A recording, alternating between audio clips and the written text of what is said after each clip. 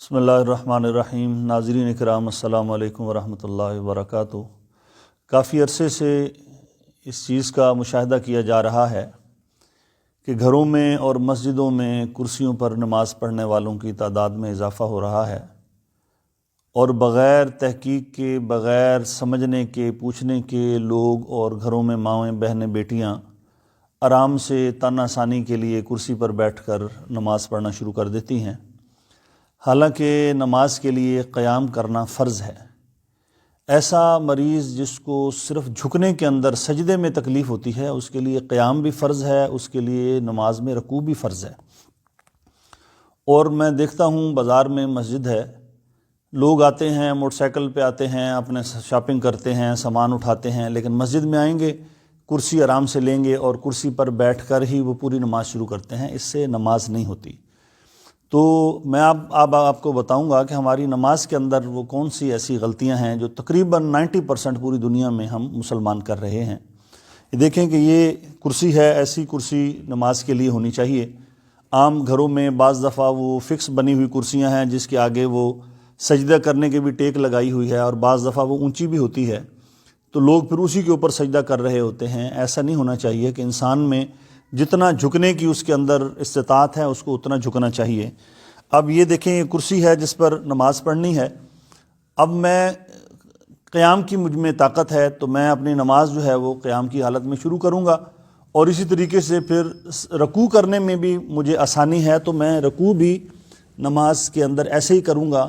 اب سجدے کی تکلیف ہے تو میں کرسی پر بیٹھ کر جو ہے وہ اپنا سجدہ کروں گا۔ اور اس سجدے کے لیے آپ نے دیکھا ہوگا کہ لوگ جو کرسیوں پر نماز پڑھتے ہیں ان کے اندر جو بڑی غلطی یہ ہے کہ وہ نماز کرسی پر شروع کر کے رکوع کے اندر وہ اتنا جھکتے ہیں، اور پھر سجدے میں جانے کے لیے آپ نے دیکھا ہوگا 90% یا 95% لوگ ایسے سجدہ کرتے ہیں۔ یہ بالکل غلط بات ہے، پتہ نہیں کہاں سے لوگوں نے لے لی ہے۔ ایسے سجدہ نہیں کرنا۔ وہ میرے بزرگ اور مائیں بہنیں بیٹیاں جن کو رکوع اور سجود میں شرعاً واقعی اتنی تکلیف ہے کہ نہ وہ کھڑی ہو سکتی ہیں نہ وہ بیٹھ سکتی ہیں، ان کے لیے یہ ہے کہ جب وہ نماز پڑھ رہی ہیں یا وہ حضرات جو نماز پڑھ رہے ہیں رکوع میں وہ اتنا جھکیں گے، سمیع اللہ لمن حمیدہ کر کے۔ اب سجدے میں ہاتھ باہر نہیں نکالنے بلکہ سجدے میں زیادہ جھکنا ہے، جتنا وہ آسانی کے ساتھ وہ جھک سکتے ہیں اس کے لیے جھکنا ہے۔ تو یہ طریقہ بالکل غلط ہے کہ جو لوگ رکوع میں تو اتنا جھکتے ہیں اور سجدے میں ہر کوئی اپنا ہاتھ باہر نکالتا ہے۔ یہ غلطی ذہن میں رکھیں کہ سجدے میں باہر ہاتھ نکالنا کوئی جائز نہیں ہے اور کوئی ضروری نہیں ہے، نہ یہ کوئی دین کا مسئلہ ہے۔ ہر کوئی زیادہ ہاتھ نکال رہا ہے، کوئی تھوڑا ہاتھ نکال رہا ہے۔ سجدے میں آپ کے ہاتھ ادھر ہونے چاہیے۔ رکوع اتنا اگر آپ جھک سکتے ہیں ٹھیک ہے، سمیع اللہ لمن حمیدہ کہہ دیا۔ اب سجدے کے لیے آپ کو زیادہ جھکنا جتنا آپ آسانی کے ساتھ جھک سکتے ہیں۔ اور بعض لوگوں میں، خواتین مرد میں دیکھا، جس طرح اس کرسی میں آپ دیکھ رہے ہیں نیچے پائپ ہے تو لوگ اسی پائپ کے اوپر ایسے پاؤں رکھ کے وہ آرام سے نماز پڑھ رہے ہوتے ہیں۔ یہ جائز نہیں ہے۔ نماز کے اندر قیام بھی فرض ہے، رکوع بھی فرض ہے، سجدہ بھی فرض ہے۔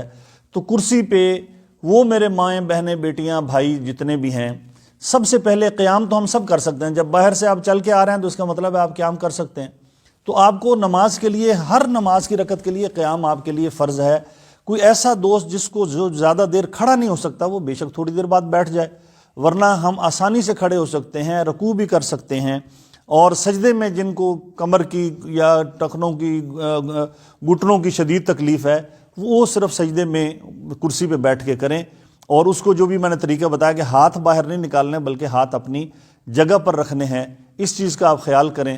اللہ تعالیٰ مجھے اور آپ کو سن سمجھ کر عمل کی توفیق عطا فرمائے۔ جزاک اللہ خیر۔ اور یہ گزارش ایک اور میں آپ سے کر لوں کہ یہ اس ویڈیو کو آپ آگے شیئر کریں گے، یہ اس لیے بنا کے دے رہا ہوں کہ اس کے اندر گھر گھر کے اندر یہی غلطی ہے۔